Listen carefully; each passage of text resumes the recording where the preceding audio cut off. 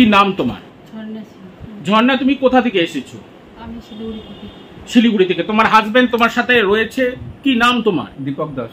দীপক এবং ঝর্ণা, তোমরা দুজনেই আজকে আসলে, কেমন লাগলো ডক্টর পণ্ডিত আচার্য মিঠুন শাস্ত্রী অঘরী তারা ভৈরবের প্রেডিকশন?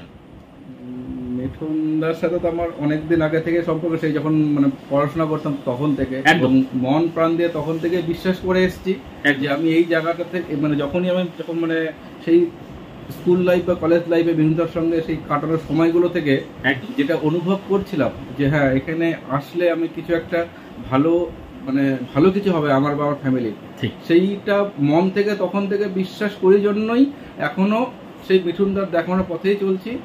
আর এখন একটু বেশি প্রবলেমে পড়ে গেছিলাম জন্যই ওয়াইফকে নিয়ে ফার্স্ট টাইম এখানে এসেছি। ঠিক, এবং সেটা তোমাদের শিলিগুড়ি থেকে এবং মানে তোমার কর্মস্থল থেকে, তোমার বাইরের কর্মস্থল থেকে আসতে হয়। এবং আজকে তোমার সাথে দীপক, তোমার সাথে স্ত্রী আছে। ঝর্ণা, আজকে যে প্রেডিকশন গুলো বলা হলো যে তোমার ফোন নাম্বারের শেষে 55 এবং বাবার ফোন নাম্বারের শেষে 69 থাকবে, সত্যিকারে কি তাই আছে? একদম তাই আছে। এবং যেগুলো যেগুলো প্রেডিকশন বলেছে সেগুলো সব মিলেছে।